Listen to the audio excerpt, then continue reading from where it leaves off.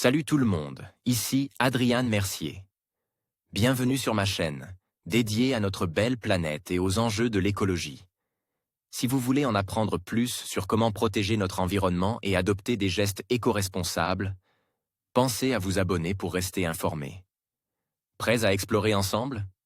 C'est parti. Bonjour à tous. Aujourd'hui, je vais aborder un sujet qui nous touche tous de près, la pollution de l'air.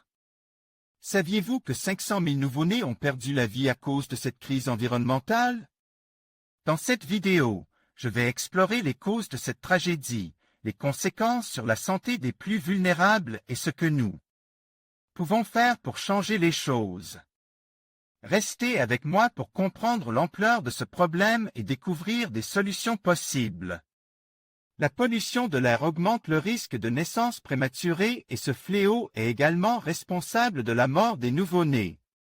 L'an dernier, ils ont été 476 000 à ne pas survivre au cours de leur première semaine de vie. Dans les pays les moins développés socio-démographiquement, l'exposition des femmes enceintes à cet air pollué affecte notablement le développement du fœtus et, par la suite, la survie des nourrissons. La pollution de l'air a tué 476 000 nouveau-nés en 2019, notamment en Inde et en Afrique subsaharienne, selon une nouvelle étude qui pointe la responsabilité, dans près de 3/4 de ces décès, des fumées toxiques émanant de combustibles utilisés pour cuisiner. Plus de 116 000 nourrissons indiens sont morts du fait de la pollution de l'RR dans le premier mois de leur vie, et 236 Angst 000 en Afrique subsaharienne, selon le State of Global Air 2020, qui utilise des données compilées par deux instituts américains. Health Effect Institute et Institute for Health Metric and Evaluation. Un nouveau-né dans une unité de soins intensifs dans un hôpital de New Delhi, en octobre 2019, en Inde. Prakash Singh, AFP, archive la pollution de l'air, 4e cause de mortalité dans le monde.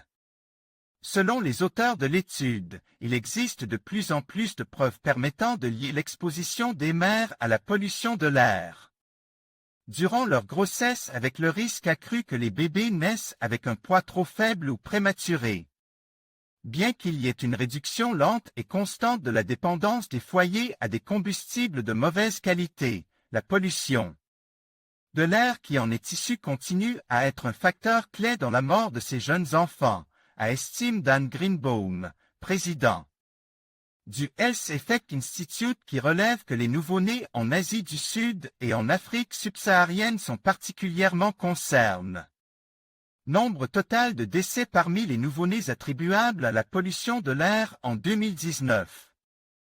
HEI State of Global Air au total, la pollution de l'air a causé 6,7 millions de morts dans le monde en 2019, selon l'étude, ce qui en fait la 4e cause de décès. Les auteurs en relèvent que si la pandémie de COVID-19 avait cause de nombreux décès ainsi que des problèmes économiques et sociétaux, elle avait aussi un impact sur la pollution. Beaucoup de pays on retrouve des ciels bleus et des nuits étoilées. Souvent pour la première fois depuis des années, en raison du ralentissement de l'activité.